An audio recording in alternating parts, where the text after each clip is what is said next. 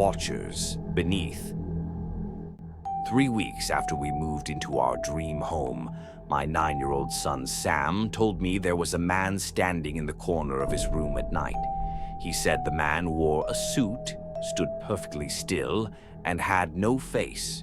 Not in a vague or shadowy way, just smooth, pale skin where eyes, nose, and a mouth should be. I laughed it off, chalking it up to an overactive imagination. New house, new room. Nightmares. That first night, I didn't even check. The next day, my daughter Ellie, only 6, asked Amanda why someone was crying in her closet.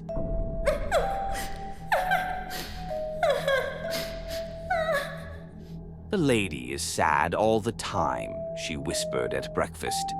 Amanda gave me a look, and this time I checked the closet. Nothing. We had been in the house for just over a week when the lights started flickering. The bulbs were brand new. I blamed the wiring. The hallway light would go out whenever Amanda or I passed by, but stayed on for the kids. That one took me a few days to notice. Then the banging started. At 3:12 every morning. 3 knocks, always from a different part of the house. One night it was the basement door, another the back sliding glass, once from inside the hall closet. When I opened it, cold air rushed out like a pressure vacuum. Still, I clung to the rational. Houses settle, wind shifts, drafts, right? It all changed the night Sam got pushed. I was working late in the garage. Amanda screamed. I ran inside and found Sam at the bottom of the stairs, blood leaking from his forehead. He swore he was shoved by the man with no face. Amanda insisted she heard a second thump, like someone else had fallen too. I checked the footage from the camera in the hallway. 2:13 a.m. Sam walks toward the stairs, sleepwalking. Then a blur, faint but visible, passes behind him. Sam goes flying forward, as if yanked. The blur stands still for a beat, then glides back into his room. I deleted the video. I don't know why. I told Amanda the camera glitched. Ellie began refusing to go into the basement. She said the crying lady screamed at her to run when she stepped on the first stair.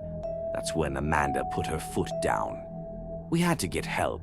We found a paranormal investigator online. Name was Garrett Voss. He arrived with cameras, motion sensors, EMF meters. He was calm, methodical. He spent an entire day in the house. When he left, he said, "You have multiple spirits here. Residual, but active. Most are not malicious. In fact, they're trying to protect you." That made me laugh out loud. "Protect us from what?"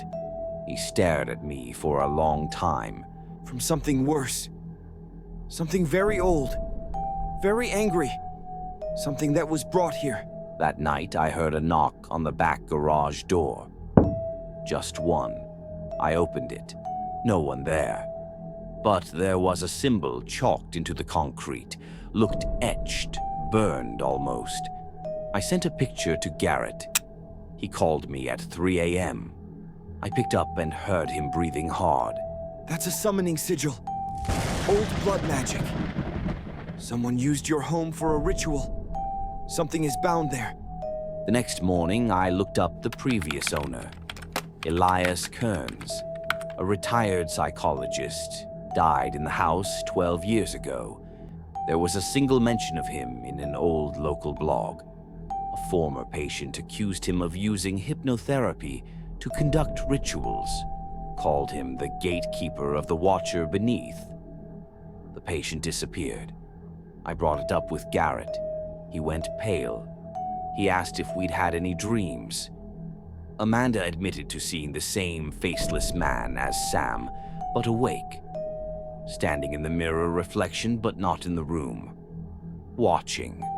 Garrett said something I'll never forget. "He didn't summon it.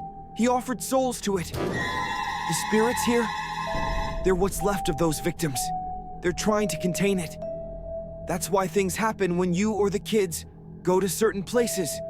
The basement, the hallway. They're not trying to scare you.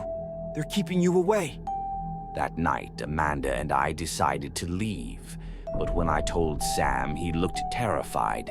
He said, "The man with no face says if we leave, he'll come too. The lady says it's safer here where the watchers can hold him back." I don't know what to do. Last night, all the lights went out at once. My phone started ringing.